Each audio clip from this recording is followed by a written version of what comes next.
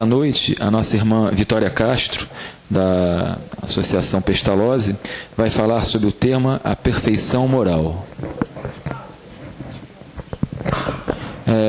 Não podemos nos esquecer que as crianças vão estar, se quiserem, com a nossa irmã, qual é o nome dela? Letícia, para a recreação. Aqueles que quiserem, que desejarem, a nossa irmã Letícia está ali aguardando as crianças para a recreação. Bom, boa noite. Hoje o nosso tema é a perfeição moral. Então, para que nós possamos falar da perfeição, nós precisamos nos lembrar que nós temos que ter a vivência evangélica. E para que a gente possa ter a vivência evangélica, nós precisamos então conversar sobre a conduta espírita. Porque uma coisa vai puxando a outra, né? Nós estamos entrando no 3º milênio e precisamos nos lembrar que estamos caminhando para um momento em que vai haver uma seleção. Nós vamos ou não ficar aqui.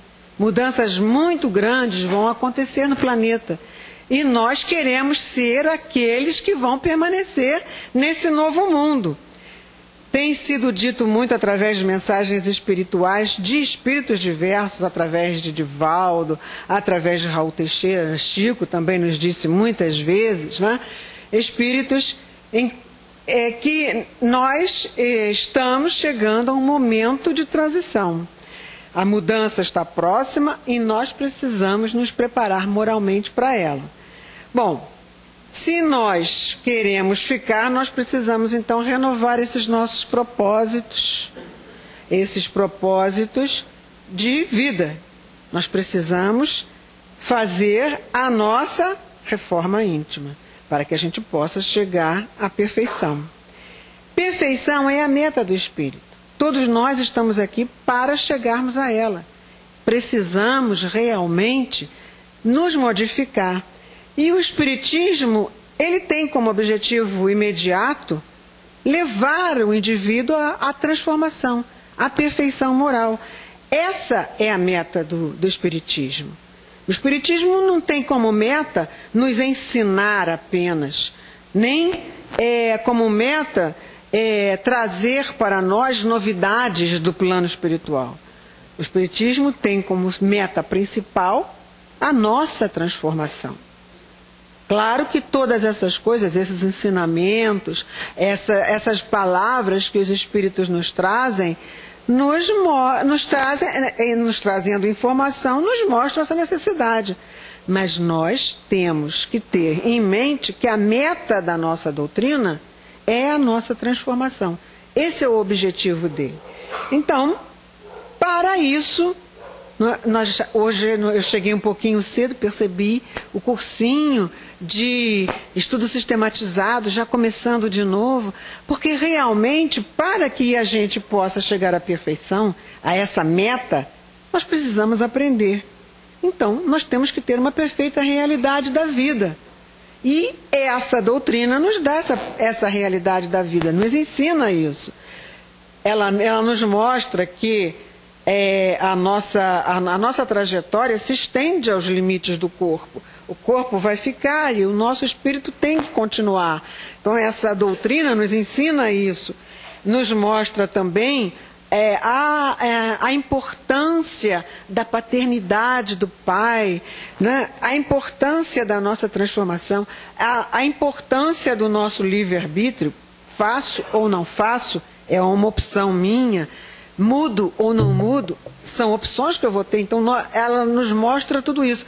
Mas nós precisamos estar informados, sim. Então, o Espiritismo primeiro nos informa. E aí, ele nos dá a caminhada. Que caminhada é essa? Trabalho, estudo, experiência. Porque sem essas coisas, não há avanço. Então, se eu não tiver esforço meu, se eu não trabalhar por mim mesma, primeiro por mim mesma e depois por todos aqueles que estão ao meu redor, se eu não tiver as minhas experiências e não passar por elas, eu não vou avançar. Se eu ficar sentado na poltrona vendo a banda passar, eu vou sair da minha encarnação sem nenhum passo adiante. Então eu preciso realmente aprender com a doutrina espírita, mas eu preciso colocar em prática. Então, nós precisamos realmente nos transformar. Sem esse trabalho, sem esse sacrifício, sem essas experiências, nós não vamos conseguir a nossa transformação. Essa é a razão, a nossa transformação é a razão pela qual os espíritos superiores, na questão 893 do Livro dos Espíritos, nos dizem: a sublimidade da virtude consiste no sacrifício do interesse pessoal pelo bem do próximo, sem segundas intenções. Então, para que eu possa fazer isso, estar consciente de que a sublimidade da virtude é eu pensar no outro antes de pensar em mim, eu preciso aprender a pensar no outro. Eu preciso aprender a ser esse ser. Mas a gente percebe que existem pessoas, algumas pessoas a gente sabe que eles fazem o bem espontaneamente, sem nenhuma dificuldade. No entanto, a gente tem uma dificuldade enorme para fazer qualquer coisinha. Um bem, um pequeno bem que a gente possa fazer, às vezes, colocar a mão no bolso. O espírito tem uma ratoeira no bolso, não tem? Tem sim. Ouvir, o espírita tem um bicho carpinteiro, não tem? Não consegue ouvir o outro. Ih, mas eu tenho feijão no fogo, eu tenho que varrer a casa, eu tenho que ir lá para a loja, eu tenho que fazer não sei o quê. E o meu ouvido nunca está aberto ao outro. Então, quando eu consigo fazer um benzinho desse tão pequenininho, eu me sinto tão realizado, tão bem. Mas aí eu vejo outros que conseguem fazer bens imensos, como Chico, como Raul Teixeira, como Divaldo, isso dentro da nossa doutrina, mas como Francisco de Assis, como Gandhi, como Madre Teresa, né, como Irmã Dulce, e fazem bens enormes, e aí a gente, na nossa ignorância, inveja esses espíritos, e a gente ignora que a gente tem uma meta, e a nossa meta é chegar lá. Nós temos que ter a mesma envergadura moral que eles, a mesma desenvoltura na prática do bem que eles. E a gente esquece que eles também são espíritos que se desenvolveram. Só que chegaram a um ponto onde nós devemos o mais depressa possível chegar. Mas a gente olha para eles como se eles fossem santos, né? Parece que eles são de outro planeta, que aportaram aqui numa nave espacial e que nós não temos nada a ver com isso. Temos sim. A perfeição é obrigatoriamente a meta que nós temos que seguir. Então, está demorando muito a gente chegar a ser igual a eles. E nós precisamos adiantar a nossa caminhada. Esses espíritos agem com tanta naturalidade para fazer o bem, porque as suas personalidades já incorporou o bem. O bem já faz parte da personalidade deles. E isso deve ser para nós um exemplo. Nós não podemos invejá-los ou só achar que eles são extraterrestres. Não, eles não são desse mundo, eles são de outro mundo. Eles vieram aqui, não, eles são desse mundo. Se desenvolveram provavelmente neste mesmo mundo, ou quem sabe em outros mundos parecidos, mas de qualquer forma eles fizeram a sua trajetória. Ninguém é jogado no mundo pronto, perfeito. Ninguém. Nem Jesus não foi um espírito já criado perfeito. Deus não criou ninguém perfeito. Deus nos criou simples e ignorantes. Pode ser, e é lógico, que maravilha que alguns espíritos tenham feito a sua trajetória muito rapidamente, porque só se ligaram ao bem. Outros, como nós, estamos aqui, dando um passinho para frente, às vezes um para trás, mais outro para frente. mas a gente está caminhando. E outros ainda comprometidos demais e ainda não conseguiram sair dos seus compromissos de milênios. Mas, de qualquer forma, todos nós fomos criados simples e ignorantes. E com essa meta para caminharmos. E aí? Como é que está o tamanho do nosso passo? É de formiga? É de elefante? Nós mesmos é que precisamos saber. Nós temos contra nós os nossos grandes inimigos. O Evangelho segundo o Espiritismo nos diz que nós temos grandes inimigos. Inimigos ferozes. Ah, será que é o meu obsessor? Será que são esses obsessores que eu tenho que são os meus inimigos? Negativo. Obsessor não é inimigo de ninguém, não. Os nossos inimigos são orgulho, vaidade, inveja. São os nossos defeitos. Esses é que são os nossos verdadeiros inimigos. Os nossos obsessores podem até estar aqui por perto porque estamos chamando com os nossos defeitos. Nós estamos nos ligando a eles através dos nossos defeitos. Como são espíritos imperfeitos como nós, vem a porta aberta. Mas os nossos inimigos, os nossos maiores inimigos, são realmente os nossos defeitos. Mas à medida que nós formos nos depurando em encarnações sucessivas, nós vamos nos desligando desses defeitos. E aí nós vamos conseguindo fazer a nossa trajetória, que é a da perfeição moral. Que estratégias a gente precisa usar para conseguir andar mais rápido nessa nossa caminhada? Porque eu acredito que nós estamos um tanto quanto devagar, precisamos dar uma acelerada. Primeiro, criando condições com o estudo. Porque eu não posso me melhorar se eu não tiver conhecimento, se eu não conhecer as maneiras de me melhorar. Então, com o estudo, nós podemos melhorar a nossa vida material e também a nossa vida moral. Procurando compreender a natureza que nós temos. Nós somos espíritos. Qual é o futuro do espírito? O que sou? Quem sou? O que sou? Para onde vou? Qual é a meta que eu tenho que alcançar? Eu preciso conhecer isso, porque senão eu entro no mundo, saio do mundo e não aprendi nada porque eu não sabia, não conheci.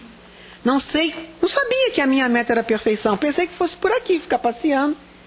Não era isso, não? Ficar aqui passeando, viajando para lá, viajando para cá, fazendo alguma coisa de vez em quando, trabalhando, ganhando dinheiro, me aposentando e aproveitando a aposentadoria. Não era essa a minha meta, não? Pensei que fosse. Então eu preciso de informação. Essa informação eu vou conseguir com o estudo. A partir do estudo, transformando meus hábitos e o uso das coisas e das relações sociais. Porque eu preciso aprender. A partir do momento que eu aprendo, eu tenho que mudar. Mudar meus hábitos, mudar a forma como eu me importo com as coisas e a forma como eu me importo com as relações sociais. E aí, preciso, em terceiro momento, reduzir aquela minha noção do eu, aquele meu sentimento da personalidade, esse meu eu preciso levar o meu eu às suas justas proporções, a sua justa perspectiva, reduzir o meu eu e deixar que o próximo, que o outro, cresça diante de mim. Nós podemos, o Evangelho segundo o Espiritismo nos diz que nós podemos reconhecer o homem de bem pelos atos que ele pratica. Porque esses atos são em consonância com as leis divinas. Mas, diante das dificuldades, da incompreensão, nós, às vezes, nos deixamos abalar. O homem de bem, não.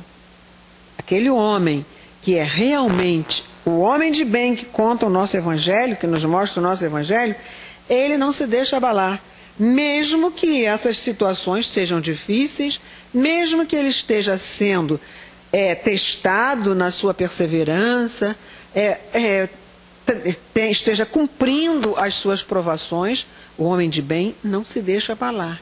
Ele acredita em Deus e ele tem certeza de que tudo o que ele está passando é porque ele precisa para se aperfeiçoar.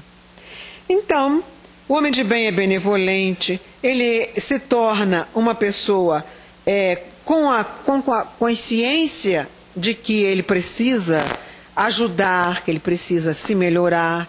Então, o homem de bem pratica caridade sem restrições. Ele não tem dificuldade.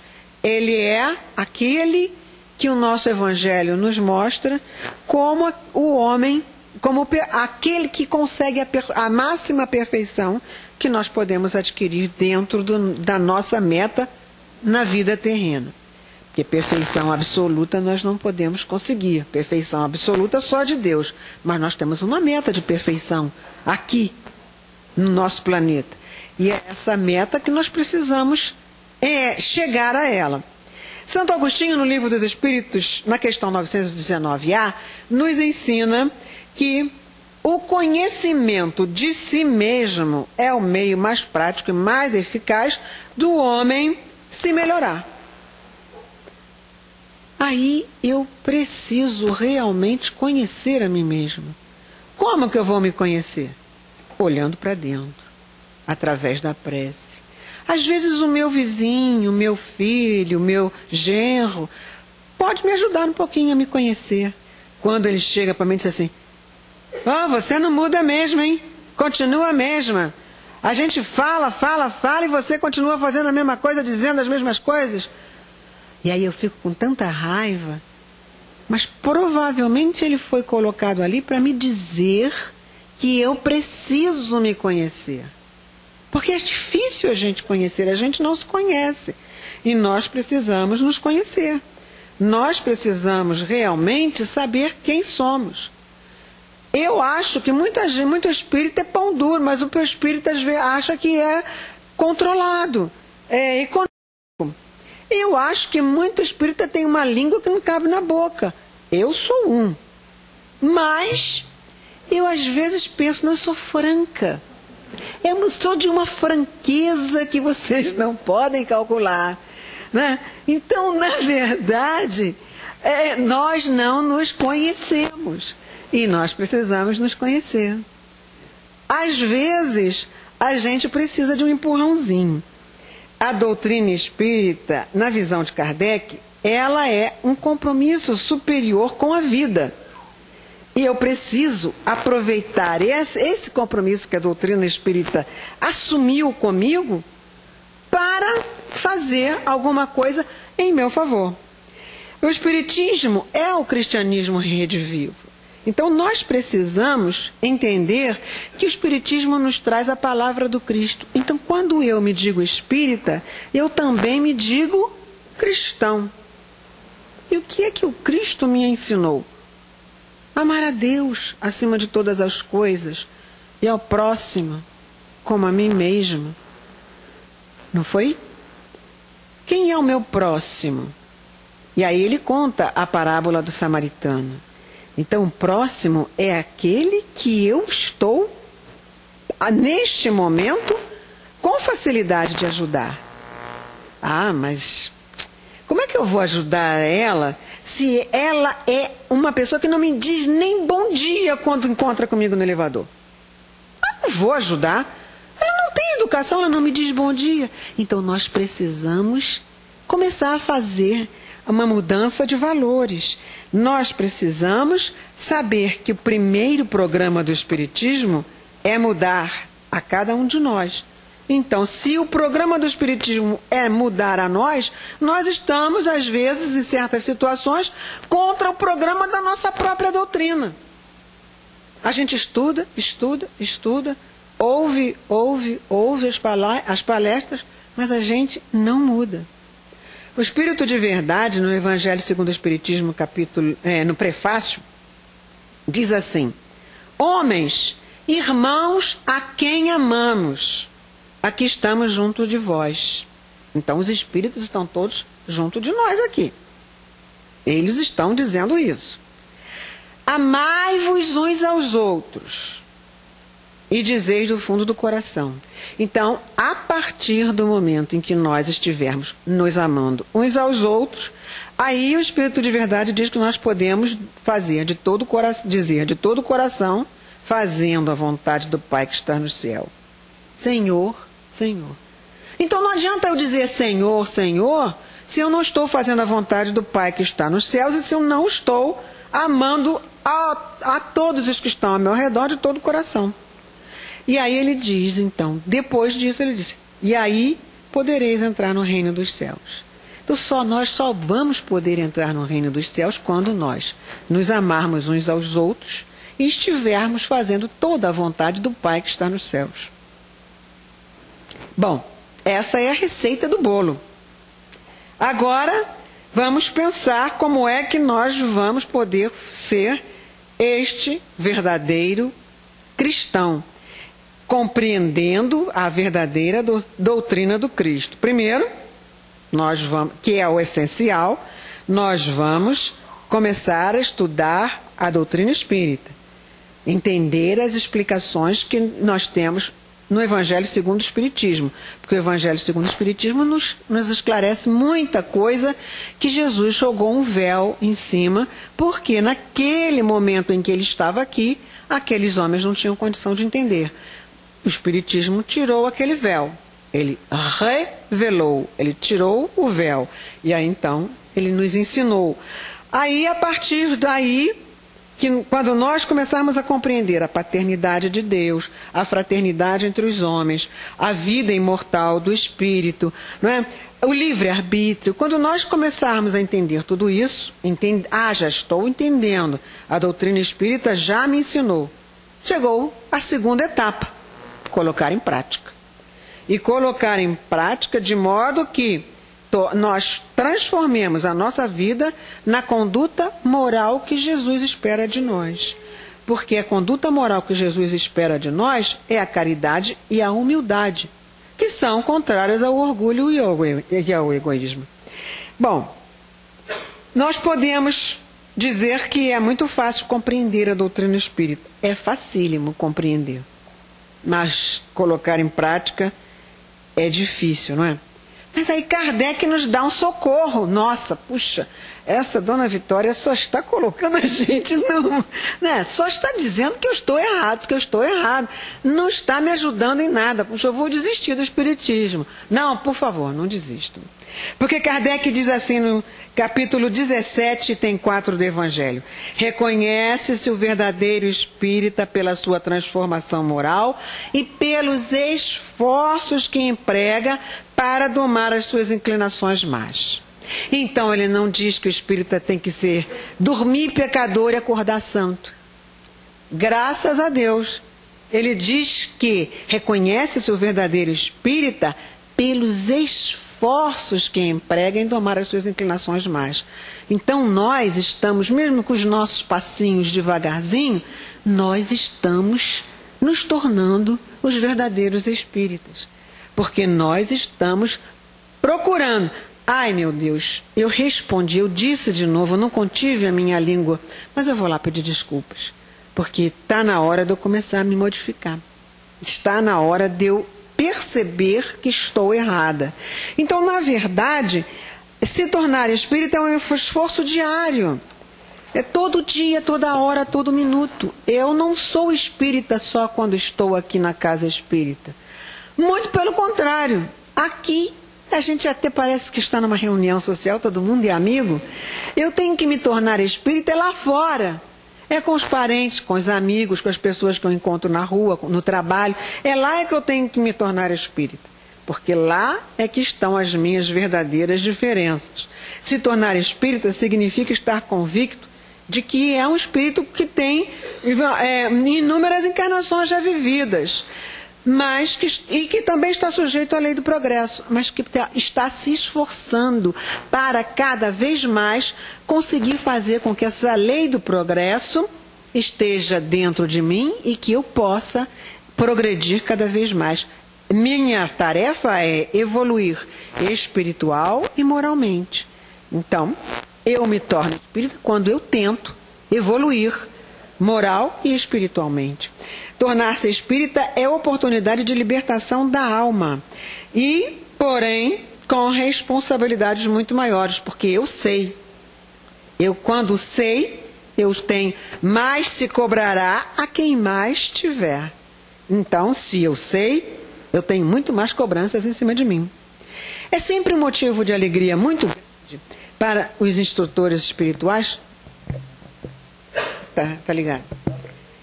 Quando os instrutores espirituais percebem que aquela pessoa, ao se tornar espírita, está se modificando para melhor, está tentando se controlar, está tentando. Se era vingativo, rancoroso, está tentando ser generoso, ser cordato. Às vezes tem umas escorregadinhas, mas ele está tentando. Se era preguiçoso, comodista, ele está tentando ser uma pessoa operosa. Se era uma pessoa maledicente, ele está tentando segurar a língua, está tentando se controlar. Se gostava de comentários, né, com relação a tudo e a todos, ele está se controlando. Então ele está tentando se transformar. Aí, esses espíritos amigos começam a perceber essa nossa luzinha que está se acendendo. Mesmo que seja um palitinho de fósforo, mas está se acendendo uma luzinha em mim. Eles percebem aquilo e eles vêm e nos jogam as suas luzes e nos jogam a sua energia. E aí, então, essa energia vai nos ajudar ainda mais. E aí, assim, gradualmente a gente se transformando para o amor, para o bem, nós vamos fazendo com que essa nossa luzinha aumente. E nós vamos nos transformando em servidores do Cristo. E aí, se eu estou me transformando, se eu recebi uma ajuda espiritual, sim, eu estou agora com uma luzinha um pouco maior. Então eu vou poder influenciar aquele ambiente onde a espiritualidade me colocou. Porque com aquela energia boa que eu recebi da espiritualidade, eu estou melhorando o meu ambiente. Melhorando aquele ambiente onde a espiritualidade me colocou, eu posso beneficiar aquelas pessoas que estão ao meu redor. E aí, beneficiando essas pessoas também, a tendência é se transformarem. Então eu vou melhorar também a essas pessoas. Então vejam que um esforçozinho que eu faço em mim, ele irradia não só para mim, como para todos aqueles que estão ao meu redor. E aí eu vou começar a iluminar através do exemplo. Porque, na verdade, Jesus nos disse, são palavras de João, capítulo 13, versículo 15, quando Jesus está se despedindo dos apóstolos, e ele começa, então, começa aquela discussão entre os apóstolos, querendo saber quem é o maior, quem vai assumir a liderança, quem é o melhor. Aí Jesus, então, o que Jesus faz? Ele tira a túnica, se enrola com uma toalha, pega uma bacia com água e vai lavar os pés dos apóstolos. E aí o que é que ele diz? Eu vos dei o exemplo, para que, como eu vos fiz, façais também vós. Ele não estava querendo dizer que a gente fosse para a rua lavar os pés de todo mundo, mas ele estava querendo dizer que nós fôssemos humildes, que nós nos humilhássemos, que nós tirássemos de nós para dar ao outro. Em todas as circunstâncias que nós encontrarmos na nossa vida, a atitude cristã tem que estar caracterizada na nossa conduta. O espírita tem que reviver essas boas novas de Jesus, o Evangelho de Jesus.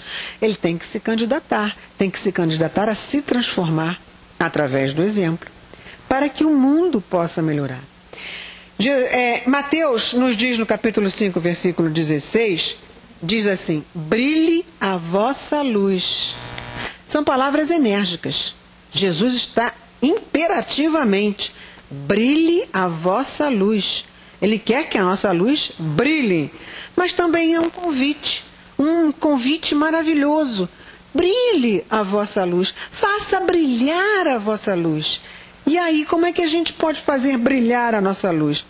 Nós podemos fazer ela brilhar porque nós precisamos transformar a nós mesmos. O Evangelho está aí, nos ensinando nos dando o caminho a seguir. O Espiritismo também está aí, nos ajudando a compreender esse Evangelho de Jesus e a compreender todas essas noções que nós precisamos saber. Então, o que é que falta para que a gente faça brilhar a nossa luz? Falta a nossa transformação do ponto de vista moral. É difícil, mas é francamente realizável. Todos nós podemos, aos pouquinhos, fazê-lo. Agora, é necessário que a nossa boa vontade, a nossa vontade de transformação. E o Espiritismo vai nos dar os meios, nos auxiliando. Quantas e quantas vezes a gente chega numa palestra e a página de abertura cai como uma luva para a gente. Ou aquele palestrante fala algumas palavras que caem como uma luva para a gente. Exatamente por aquele motivo que está na minha cabeça. Porque eu fiz isso ou deixei de fazer aquilo e aquelas palavras caem. Então a doutrina espírita não deixa de nos ajudar, não deixa de nos mostrar o caminho. Basta que a gente queira segui-lo. Nós precisamos fazer brilhar a nossa luz. Jesus nos disse: brilha a sua luz, brilhe a vossa luz. Essa é uma realização que nós temos que fazer, cada um de nós fazer a sua. A nossa renovação moral, a nossa renovação intelectual e a nossa renovação espiritual. A estrada é longa? É difícil? Mas é perfeitamente alcançável. Nós precisamos apenas de quê? Boa vontade construtiva, boa vontade eficiente e boa vontade positiva. O restante vai vir no decurso dessa nossa longa viagem. É a nossa meta. E a gente pode, então, terminar o nosso estudo fazendo... eu adoro as palavras de Paulo. Paulo, eu sou apaixonada por ele. Então, vamos conversar um pouquinho sobre instruções que o Paulo nos dá.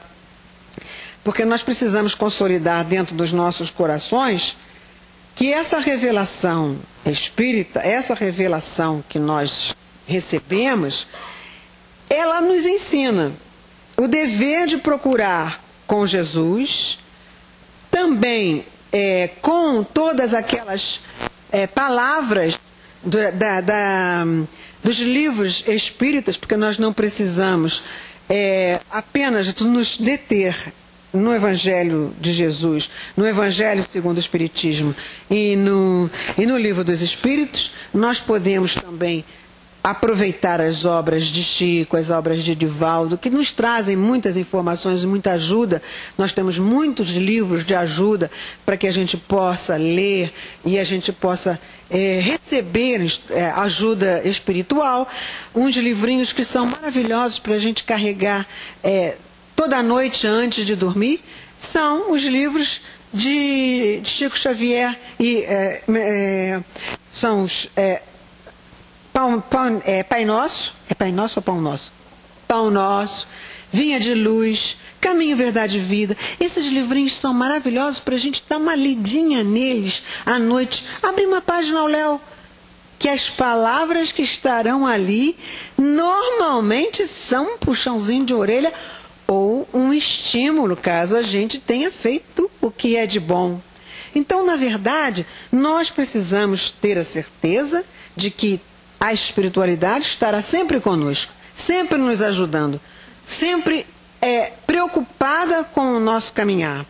E aí, em todas as circunstâncias da nossa vida, vamos eleger Jesus o mestre de cada dia. Nós somos o rebanho. Jesus é o nosso divino pastor. Nós não vamos estar nunca abandonados. Temos a nossa trajetória? Temos.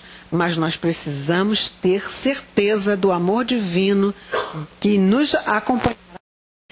E para que a nossa conduta seja a vivência evangélica que nós desejamos sempre, vamos nos lembrar das palavras do apóstolo Paulo na sua carta aos Colossenses, capítulo 3, versículo 23. Olha que palavras maravilhosas de Paulo. Ele diz assim: e tudo o que fizerdes, fazei-o de todo o coração, como se fizesse ao Senhor e não aos homens. Ora, se eu enxergar em cada indivíduo na minha frente Jesus, vai ser muito mais fácil a nossa modificação. Vai ser muito mais fácil a gente se transformar, porque eu estou vendo nele, nela, no outro, Jesus. Então eu vou fazer o bem para eles com o coração cheio de alegria. Eu acho que essa recomendação de Paulo é uma dádiva para que a gente carregue para o resto da vida. Que Jesus nos acompanhe e que as palavras de Paulo possam entrar nos nossos corações. Que assim seja, graças a Deus.